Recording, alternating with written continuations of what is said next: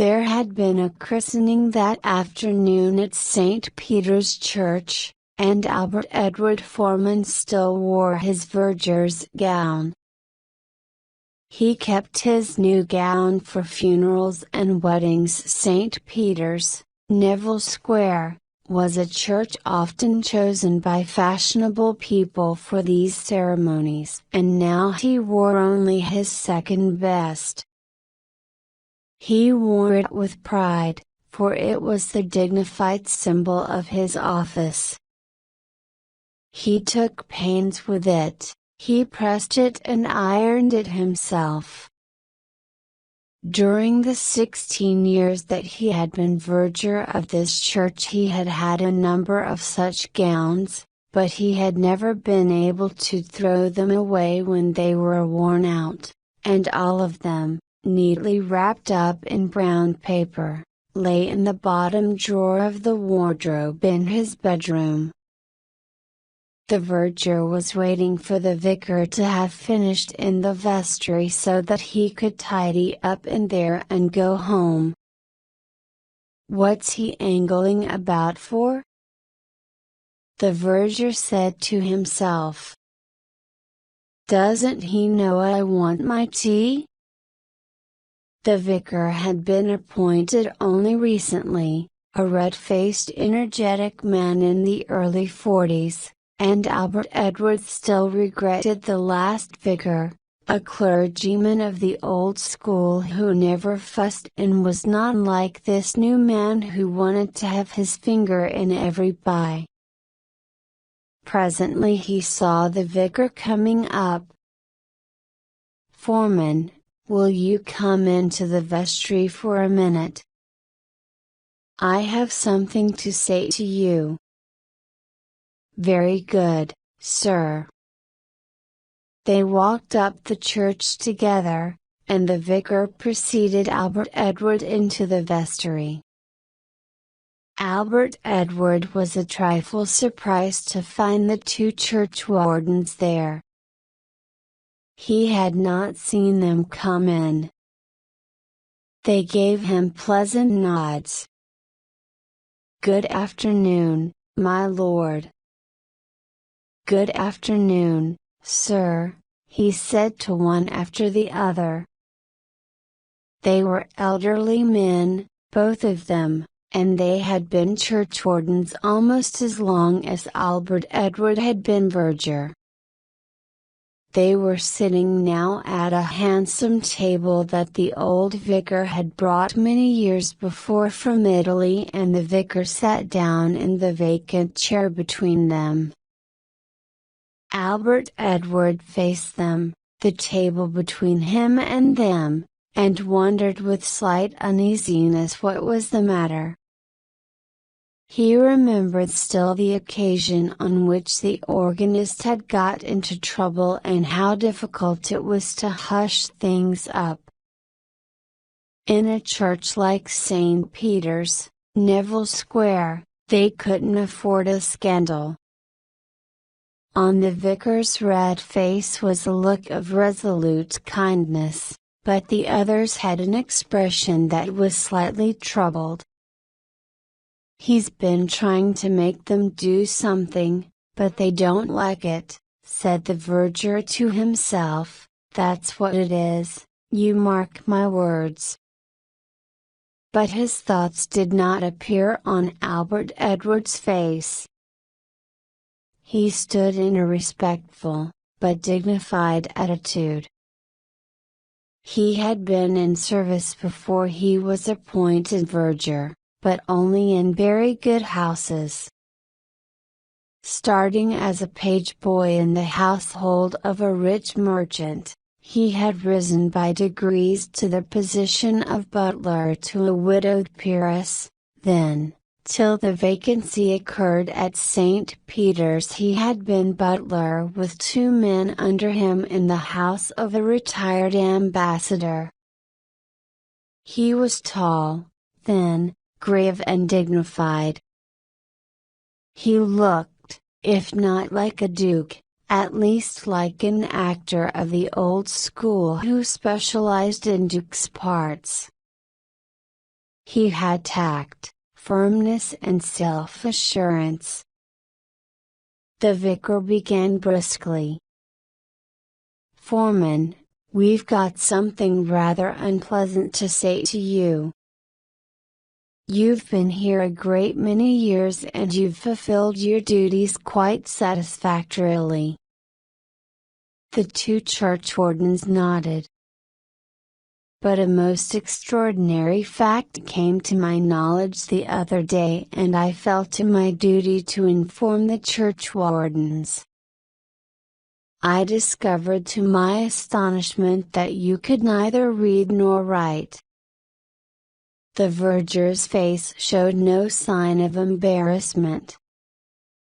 "The last vicar knew that, sir," he replied. "He said it made no difference.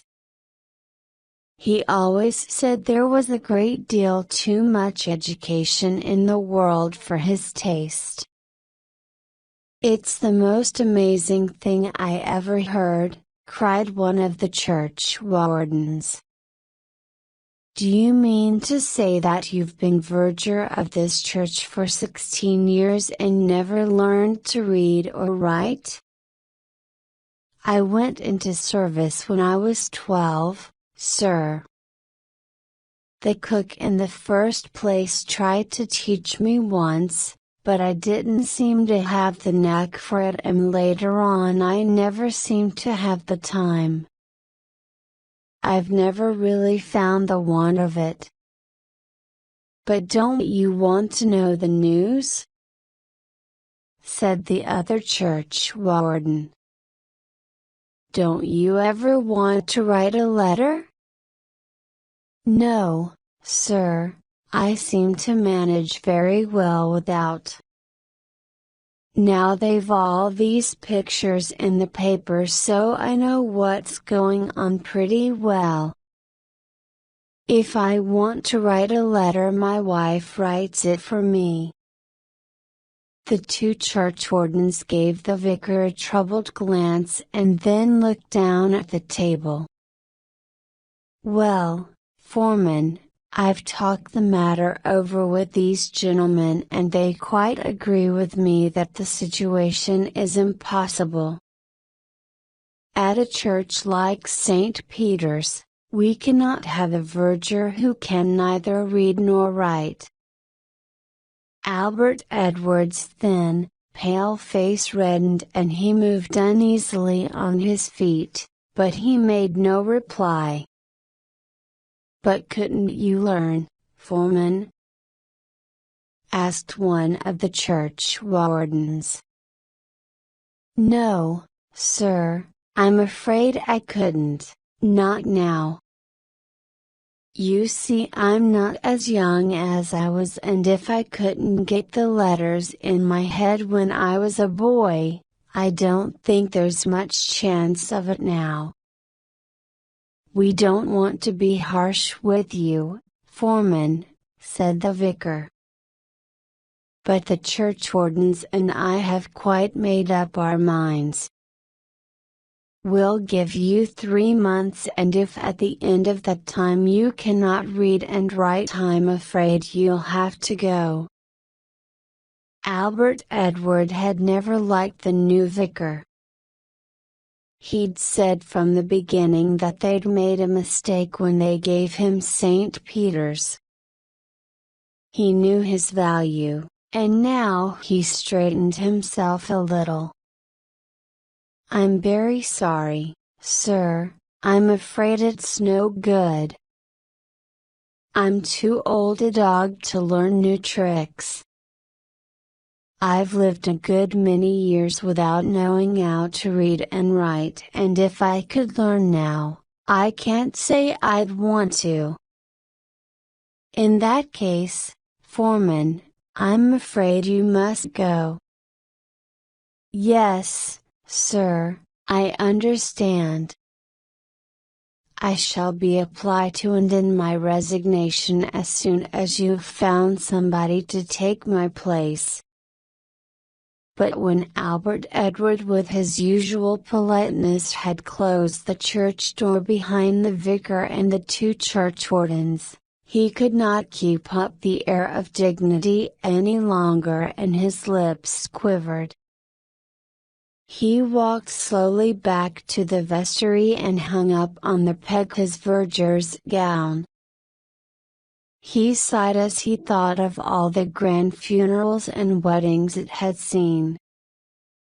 He tidied everything up, put on his coat, and hat in hand walked out of the church. He locked the church door behind him. He strolled across the square, but deep in his sad thoughts he did not take the street that led him home, where a nice strong cup of tea awaited him. He took the wrong turning. He walked slowly along. His heart was heavy. He did not know what he should do with himself. He did not like the idea of going back to domestic service. After being his own master for so many years, he could not become a servant again. He had saved a tidy sum, but not enough to live on without doing something, and life seemed to cost more every year. He had never thought to be troubled with such questions. The vergers of St. Peter's, like the popes of Rome, were there for life. He sighed deeply. Albert Edward was a non-smoker and a total abstainer, but he liked a glass of beer with his dinner, and when he was tired he enjoyed a cigarette. It occurred to him now that a cigarette would comfort him, and since he did not carry them he looked about him for a shop where he could buy a packet of cigarettes. He did not at once see one and walked on a little. It was a long street, with all sorts of shops in it, but there was not a single one where you could buy cigarettes. "That's strange," said Albert Edward. To make sure he walked right up the street again. No, there was no doubt about it. He stopped and looked thoughtfully up and down. "I can't be the only man that walks along this street and wants a smoke," he said. "If some fellow opened a little shop here, he might make good money. Tobacco and sweets, you know." He gave a sudden start. "That's an idea," he said. "Strange how things come to you when you least expect it." He turned, walked home, and had his tea. "You're very silent this afternoon, Albert," his wife remarked. "I'm thinking," he said. He considered the matter from every point of view, and next day he went along the street and by good luck found a little shop to let. 24 hours later he had taken it, and a month later set up in business as a tobacconist and newsagent. His wife said it was a dreadful come down after being verger of St. Peter's, but he answered that you had to move with the times and that the church wasn't what it had been. Albert Edward did very well. He did so well that in a year or so it struck him that he could take a second shop and put a manager in. He looked for another long street that hadn't got a tobacconist in it, and when he found it, and a shop to let, he took it. This was a success too. Then it occurred to him that if he could run 2 shops he could run half a dozen. He began walking about London, and whenever he found a long street that had no tobacconist and a shop to let he took it. In the course of 10 years he was running no less than 10 shops and he was making money hand over fist.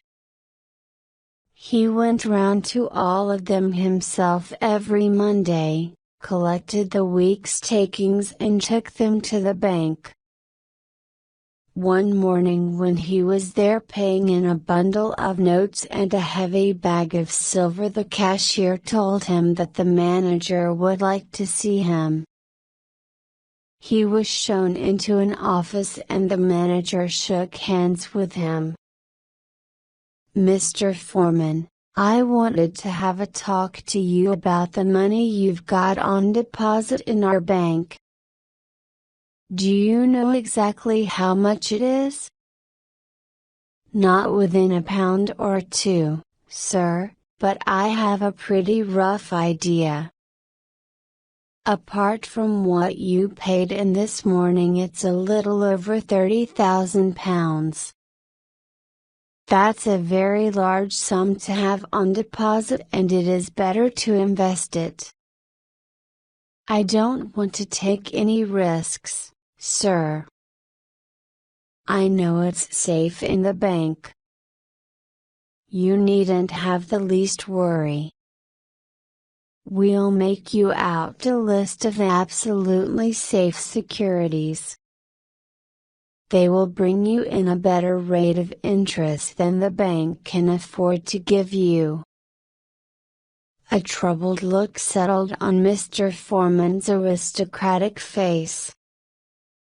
"I've never had anything to do with stocks and shares, and I'd like to leave it all in your hands," he said.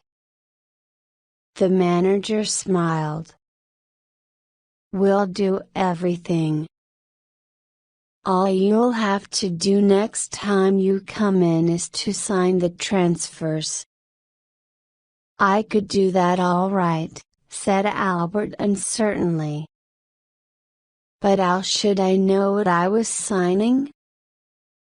"I suppose you can read," said the manager a trifle sharply.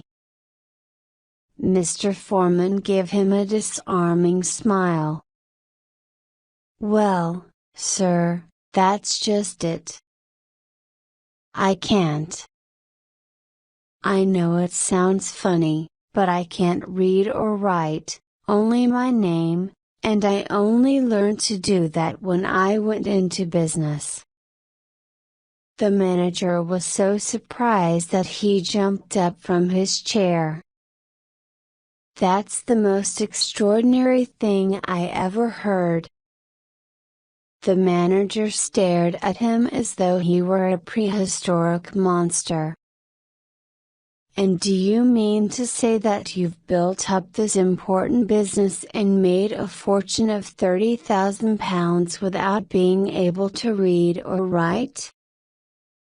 Good God, man, what would you be now if you had been able to?" "I can't tell you that, sir," said Mr. Foreman, a little smile on his still aristocratic features. "I'd be Verger of St. Peter's, Neville Square,